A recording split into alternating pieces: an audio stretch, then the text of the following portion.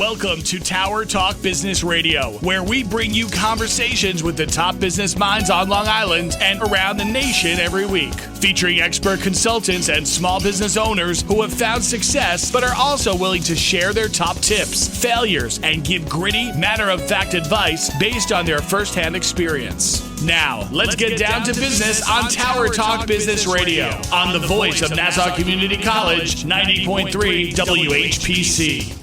Hello and welcome to Tower Talk Business Radio. My name is Ray Schwetz, AVP of Business Banking at Jovia Financial Credit Union, along with Anisha Boston Hill, CEO, keeper of the brand, marketing, and digital agency.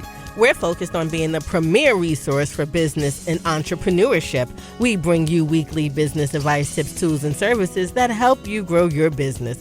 Plus, we interview some of the top business leaders in the community, and we have one in store for you today. Yeah, we're very excited because this is a service that a lot of folks don't really know about. It's a wonderful organization. We're honored to have our guest today on Tower Talk, Joanna Vermont. She's the executive director of Sibs Place. Now, Joanna is a licensed mental health counselor, and at Sibs Place, she supervises programs and provides individual and group services to children and families coping with a loved one's illness or death. Previously, she's worked with the World Trade Center Family Center and has experience as a domestic violence and rape crisis counselor. So, Joanna, please tell us about yourself and share with us how you had this professional journey which led you to Sibs Place.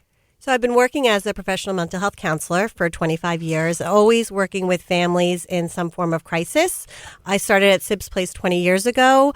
The mission just spoke to me. It was preventative mental health care. So you're working with families at the point of maybe someone being diagnosed with cancer or another illness, and you're providing children with the tools they need to cope with that. And I think, that's so important to prevent a child from maybe needing next step intervention, to be a support and a community while a family's in probably the worst crisis of their life.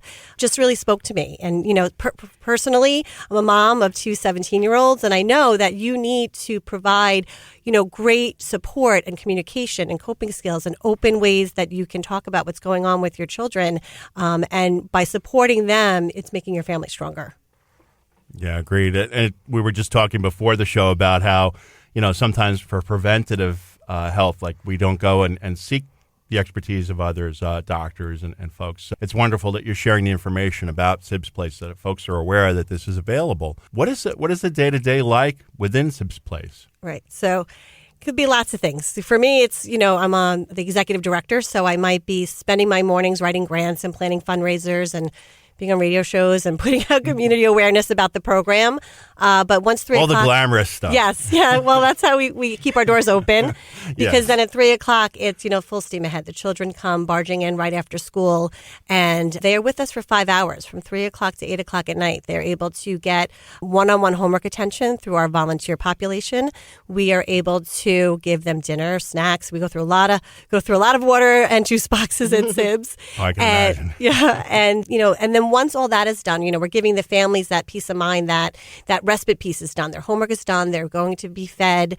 And then we go into our therapeutic support groups. So that really is where we're trying to get them to open up about having a family member who's been diagnosed with an illness or having a family member who's recently passed from an illness. So that's really why the children come to our program.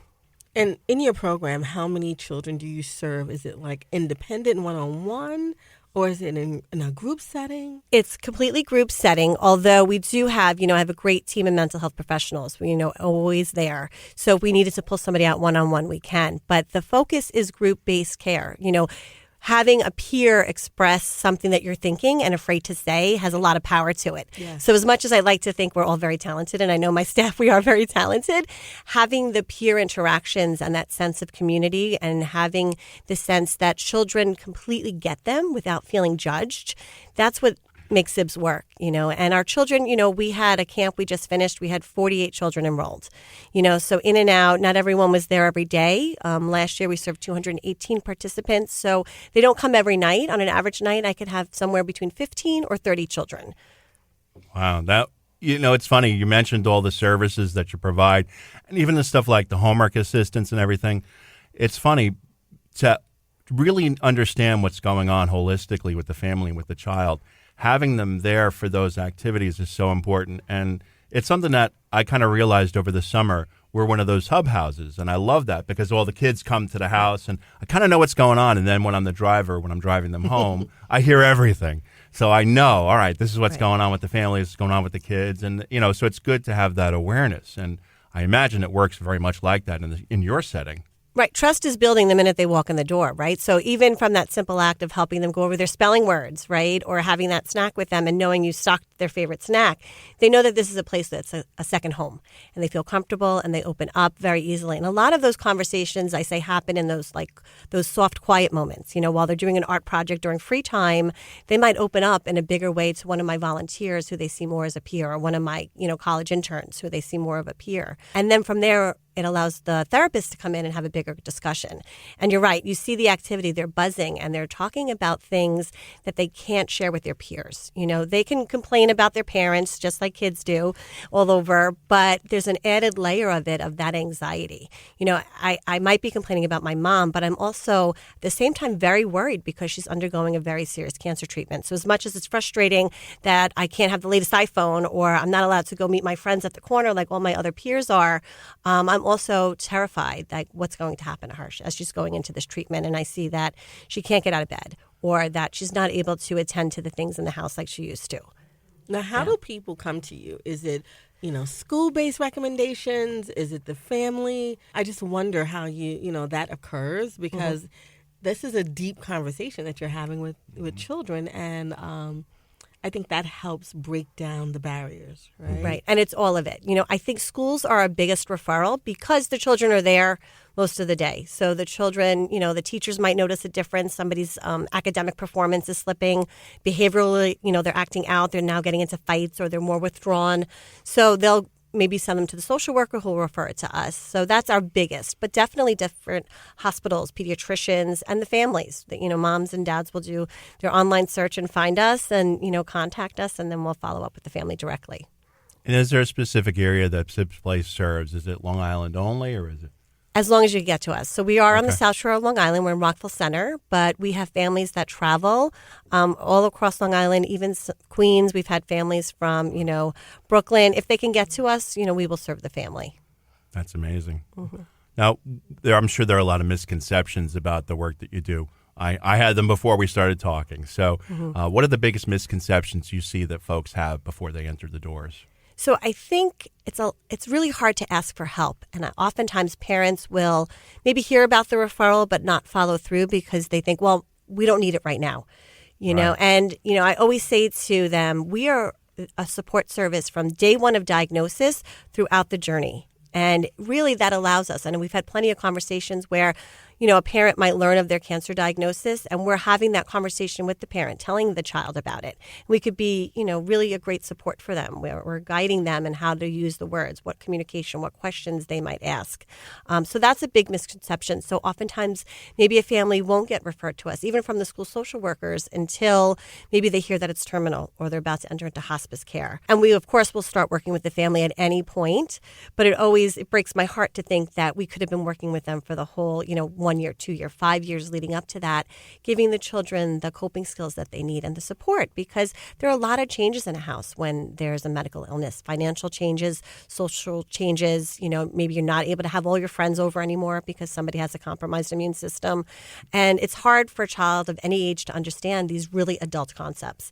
So to be a support for them along the journey, that's important. So I hope, by being here, you're sharing that if you know somebody that has a diagnosis, you yourself has a diagnosis, someone in your family, you could reach out at any point. Yeah, don't wait. Go wait. Day one. You are listening to Tower Talk Business Radio on the voice of Nassau Community College, 90.3 WHPC. I'm Ray Schwetz, along with Denisha Boston Hill, and our guest today is Joanna Formant. She's the executive director of Sibs Place. Joanna, I'm sure there are so many stories of folks that you've worked with. Just so that folks get an idea, can you share with us a story of how your work and Sibs Place had made an impact on a person and a family? So because I'm there for 20 years, what's great is that I can now see some of the children I met when they were 8 and 10 years old come back, and they are thriving adults. And that to me is the success story, right? And they'll come back and say, I've learned coping skills. I have learned how to communicate my feelings that carry on into their adult life. I've built friendships that have lasted a lifetime. I went to a wedding 2 years ago of one of the young ladies I met when she was 10 years old. And in her wedding party were girls that she met at Sibs Place, and we were part of the family, the fabric of her growing up. And that to me, is such an amazing way. That's the success, right? You see these adults growing and thriving. One of the young ladies I met when she was 10, and she, her sister had a very chronic illness, in and out of the hospital. The ambulance would show up at 2 a.m, and she would say, I just want to hide in my closet and pretend like this nightmare is going to end any minute. But she would come to Sibs every day, and she'd be able to talk about that. And she is now a mental health professional herself. And she'll call me for advice. She'll say, I'm trying to run a group with children, and they're really hard to get to talk about their feelings. What did you do to help us? And, so now I'm sharing as a colleague with her, different techniques that she could use that worked for her when she was a child. And that to me is such a proud moment. And then you have your smaller moments. Like last night, we're now transitioning back to school. So I'm having meetings with the families as they're adjusting to what new school year is going to look like. And I had this little second grader, I said, what are your goals for this year? And he said, I just want to get used to the fact that my dad died and is never coming back. Oh, wow. Like, what a statement, right? And I don't know if I could get him to that place, right? But I'm going to try, and we're going to try to help normalize that there are other children living through that experience. He'll be in a group with other boys and girls who are just his age too, coping with a loss like that. And that's going to help him. He's never going to completely get used to it, but he's going to find a way to cope with it and to integrate this new reality, right? That's really touching. It's just like beyond words for an adult to lose their parent, but for a young person, a young child to go through this. So you're doing amazing work. And so it's definitely a testament for being there 20 years, the good person that you are and your entire team that's out there. And so can you share with us, just on the business side of nonprofit, how things have changed over the years and how is Sid staying at the top? Right. Well, it's not for profit. It's always about the funding, right? It's always making sure we have the dollars to keep our doors open. That never changes. Right, everywhere, right? So we're going to always be impacted by how people are giving and donating and what money is available. So that to me is always the biggest end of it. I think, I also think about how society impacts us, right? So you have a COVID-19 shutdown of everything, and that's going to impact the finances of the families that we're working with. So they're going to need our services even more. It's going to prevent the ability for people to go for preventative medical care. So that's going to impact, people that are now getting diagnosed later. So their illnesses are more progressed than maybe if they were able to get that care earlier. So that's going to increase the amount of children we're working with.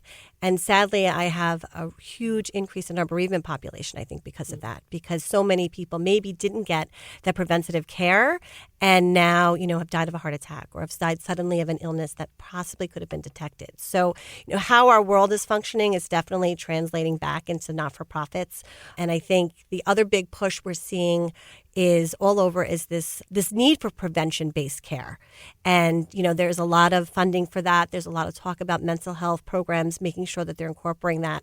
And I think, wow, we've been doing this for 24 years. We were kind of ahead of the game in knowing that you can't wait until a child is in crisis to be able to provide the services. If you could catch them before that crisis period happens, financially, there's a benefit to that, right? You could hopefully prevent them from having to get a diagnosis or to be in a situation where they need a hospitalization or engage in at-risk behaviors that, will have an emotional as well as, a bigger impact on the community.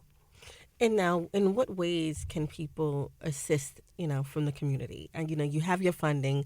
Right. I think that's just a JDI. Just do it. Just support Sibs, right? But then are there other ways that they can get involved? Sure. I think on top of needing fundraising dollars, we do fundraisers throughout the year that, anyone's welcome to attend and participate in. But we also rely on a volunteer base. I am a small staff. We are 5 of us. So we really do rely on our volunteers from the community to come in. We have a lot of retired teachers and high school students that are able to provide that hands-on support. The younger kids maybe need community service, but a lot of people just do it because of the great way they feel when they leave the program. So that is always an asset for us to have those volunteers. And then in-kind donations. Like I said, we go through a lot of snacks. We go through a lot of art supplies. We are an expressive arts-based group. So all of the activities we do are rooted in some sort of creative art, focus. So we go through model magic, we go through construction paper, we go through markers, all of those materials. So in-kind donations of that really are important to help us, keep us with our activities going. Yeah, I remember with, it's funny you mentioned the model magic, so I can picture the kids, like all those things that they use. I mean, it's expensive stuff, and when they had that big slime fad with the glue, I imagine your folks probably went through quite a lot of tubs of glue. Anyway, for folks who are getting involved, what age can folks volunteer? Can school-age kids also volunteer, or like what ages are appropriate? So our hands-on volunteers have to be at least 15 years old. So right now my volunteers are 15 up to 92. I have a 92-year-old gentleman who's been volunteering for 20 years. Oh, wow. And he comes every Tuesday with his wife, and their pet therapy dog once a month. So it's a real family affair for them. But they have to be at least 15, just because I do have teenagers that I work with. We're part of, we're an affiliate of Mount Sinai South Nassau, so our volunteers are vetted through that.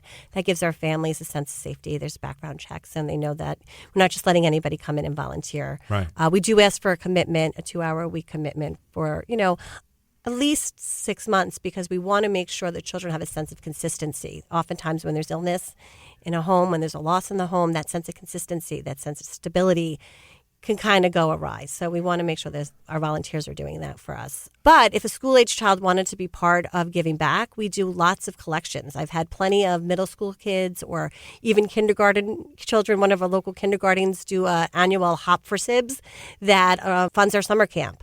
Or they could do a collection of toys or games or books, brand new. It has to be brand new, but it's something I could either use at the program or gift back to the children. So that's ways that school-based kids can get involved in helping out. And let me tell you something, when the school kids get involved from that aspect, you can't say no. I've been involved in a lot of different nonprofits, clients of mine, and when you see what the kids are able to fundraise, I go, I need them on my fundraising team to do what they do. Right. It's pretty incredible. Now, that said, you talked about what keeps you coming back for 20 years, and as much as you're seeing the impact that it's had on generations, I'm sure there are tough stories and tough times. How do you help the staff deal with that? Because, I mean, I know, with therapists, they have to see therapists to kind of. So how do you deal with that dynamic? I imagine that's a challenge. We do a lot of check-ins with each other. We really do our best to practice self-care. Compassion fatigue is real. It's hard. You're hearing really difficult things. You could go home at the end of the day and hold on to it. We always process the night together, and we meet on a regular basis for supervision where we're able to talk about, our emotional reactions to what's going on. But then we also try to have moments of self-care in-house where I might have a yoga instructor come in, or we might do a mindfulness room for a month where we could kind of go in with lights on and aromatherapy and just have that sense of peace when we need it. We can't keep that all the time, but we'll move around and we'll try to do it. We give our families, especially I work with the adults, I'm always promoting self-care for them. And oftentimes I'll sit back and when I'm reflecting, I'm like, am I doing that for myself? So you have to place yourself as a priority. We talk books and you talk what movies, like what do you do outside the house? I do try to create a nice homework balance. I want my staff to be able to know that if they need to go to their child's recital or they need to take care of something with their family, that's a priority too. We can't just place our work as a priority. So I think making sure there's little bits of ways that we're taking care of ourselves, it's important. If we practice what we preach, right? Absolutely. And I was going to just ask you, can you share a story, not nameless, of course, of how your work has made impact? I know there's like 1,000 I could tell, but one of my stories, I think often about are just the kids being able to feel comfortable around a table talking about things that they can't share with anybody else. We had this really impactful night where one of the children, an ambulance did have to come in the middle of the night, and they, were having this whole conversation about how embarrassed they felt and how they felt like the whole neighborhood was going to look at them differently. And at the time, the director and I thought, well, were you worried? Were you scared? And they were like, no, we were really just focused on that end of things, feeling embarrassed. And when we asked the larger group, so many of the other children raised their hands about when that's happened to them, they've either felt embarrassed or overwhelmed, not knowing what to do. And it made me realize I don't know all the answers. I need to listen to the children, and I think when you listen to the children, they are the best advocates for their needs. Another story was a young man, his dad died. He was 6 years old when his dad died, and about 2 years out, we were talking about feeling words when you think about your father who died or somebody in your house who is ill. And he said, I feel alone. And one of my teens said, yeah, I get it. You're lonely, right? And he said, no. It's alone because I could be in a room full of people and I feel like absolutely nobody gets me. The void that my dad's death has left can never be filled. And, again, it's listening to them and the impact that their ability, a 9-year-old, he's 8 and he's using these really mature words to, be in touch with his feelings and then be able to be a role model or an advocate for somebody else that maybe has experienced a loss. That's the power of Sibs, and I see the impact every day. That's why I go to work every day. That's my motivation. Now, I'm sure that there are a lot of collaboration going on with Sibs Place and other nonprofits. I want to give a shout out to a mutual friend, Karen Bird. She and I served together with the Imagine Awards, and that's where I first learned about Sibs Place. Are there any nonprofits that you're working with now or that you'd really like to work with where you feel like your work kind of intersects? We do great work with not-for-profits. The Michael Magro Foundation has been a great advocate for Sibs. Terry Magro's giving resources, gift cards when our families needed gas cards. We had a dad who would wait outside for the 5 hours his kids were at program because he didn't want to spend the gas money going back and forth. And one day we saw him out there and we said, if we gave you gas cards, would you go take care of yourself, go out to dinner, get a cup of coffee? So even the simple thing as having a Dunkin' Donuts or a Starbucks gift card gives a family that's really counting their pennies because of the medical bills or maybe loss of income, the chance to go out and have a cup of coffee. I've had moms come back saying, that was the best half hour of my life. I was able to have coffee without a kid on me. So the Michael Magro Foundation is great with that. We do a lot of work with the book fairies who, have been very generous in donating books to us, and constant cross referrals. We refer our kids to Sunrise Day Camp just the same as Sunrise Day Camp refers back to us. And we could serve the population at the same time. A lot of the hospital-based programs we're able to refer back and forth to. So yeah, those are our key programs. And that's so important because really you're maximizing that impact on individuals by that collaboration and serving every need. It shows the children that there's a bigger community and that there's a community supporting them and rooting for them. And as much as we love to get books and things like that from the book fairies, when I can have the children feel empowered to give back also, we'll do that as well. We've done shoe collections that we've sent to Haiti, and we've done care packages that we've then brought over to the Mount Sinai cancer units so that when someone's going through cancer treatment, they have crossword puzzles and sucking candy. So, it goes both ways. I want them to, know that there's a community supporting them, but then they're also part of a bigger picture of giving back as well. You are listening to Tower Talk Business Radio. Our guest today is Joanna Fremont, Executive Director of Sibs Place. My name is Danisha Boston Hill, along with Ray Schwetz on the voice of Nassau Community College, 90.3 WHPC.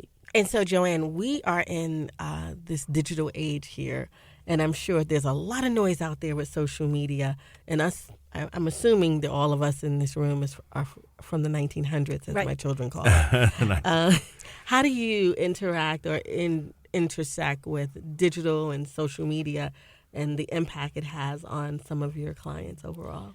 Well, I let them teach me, right? And what's great about having our volunteers and our interns, there's always a younger group of people that's part of my system that can also teach me as well. So that's important. When they're at Sibs, we try to keep it tech-free. So that allows them that face-to-face interaction. But it's definitely a big conversation. As much as we're talking about family illness or loss, these children are going to school just like everybody else. So we've had plenty of conversations about cyber safety and about how to use social media where you're not putting yourself at risk. So it becomes part of the conversation. This is the world that they're living in. So we have to, chat about it. And I love to learn from them. I'll say, show me that TikTok. And then if they want to try to mimic that art activity that they learned on TikTok, we'll do it with them. I want them to know they're part of what our program is. They could be part of sharing the activities that we do. Yeah, it's important to know when it's good to incorporate and when it's good to kind of, let's put that distraction aside. and also kudos to you for, learning from the generations that as they're coming on board and volunteering, because it's so important. It changes everything. It changes how we serve others, and we want to be all aware of that. Right. Now, you do a lot of things to help raise awareness and funds. So I want to talk about some of the events that I want to go back to that and talk about some of the events that you run. Can you tell us a little bit about some of your events and galas and so forth? Sure. Our big annual event, we have a gala in the fall. So that's our big fundraiser for us each year. It's typically in October. And then we have little pop-up events throughout the year. We do a bowl-a-thon in the spring, and we have a Rock for Sibs that happens usually around March and April. And then we do a big holiday event. That's our, to me, like the heartwarming event of the year. We have a holiday event where the children all get a chance to select a gift off of Amazon. And we create a wish list, and then the community, selects the gifts, sends it to Sibs. We wrap it. We have the local fire department come with Santa and all of his elves, and we do a big holiday party every year. And that's important. It's a way that people can give to the program through supporting us with the gifts. And it's gifts for the children, but I also love to ask for gift cards for the parents. Maybe it's for a local grocery store, or maybe it's for somewhere they could go out to dinner. One year, one of my young men, he was like 12 years old, and he put an Outback gift card on his wish list. That was the only thing. And I said, you can't even drive. Like, what are you doing? Going to the Outback? And he said, I want to take my mom out to Christmas dinner. Oh. We never get to go out to dinner. And that to me was a light bulb moment, right? Where I said, all right, every year we need to also give the family something that they could do together, right? So whether it's movie gift cards or somewhere they could go to dinner or an amusement park, something where they could have those moments. When you're in the shuffle of illness, or you're, really just in your loss and you're mourning the loss of a spouse or a child, it's really hard to take a break from that and to give yourself permission to make new memories, to have fun moments. You feel guilty, smiling and laughing and having a good time. So when we could give them the holiday party or another event where they can come and participate, like our bowl-a-thon, our families will come to that bowl-a-thon and support Sibs that way. When we could give them those moments of joy, and give them permission to take that break. You don't have to, be in your loss or be in that illness 24/7. Yeah, and definitely, because the holidays is one of the most time of the year. That's the most difficult time of the year. Right. Yeah. Now, we'll certainly look at your online presence to find out information about your events. Can you tell us where folks can find you, both online and where they might be able to contact you? Sure. We have a website, sibsplace.org. All of my contact information is on that. We're also on Instagram and we're on Facebook. So those are the ways you can reach us. But to reach me directly, the website has all of my contact points. Joanne, thank you so much. Yeah. Thank Joanna, you it's great to have you on the show. Thank you so much for sharing about Sibs Place. I could do it all day. Thank you. I appreciate the opportunity. I like to leave you with DB's philosophy. We cannot always build the future for our youth, but we can build our youth for the future. We want to thank you for being with us. My name is Ray Schwetz. Along with Denisha Boston-Hill, your co-hosts and producers, visit nccradio.org for more information. We're available on Odyssey, TuneIn, iHeartRadio as a podcast in iTunes, Android Podcasts, and Spreaker. This has been Tower Talk Business Radio, powered by the voice of National Community College, 90.3 WHPC.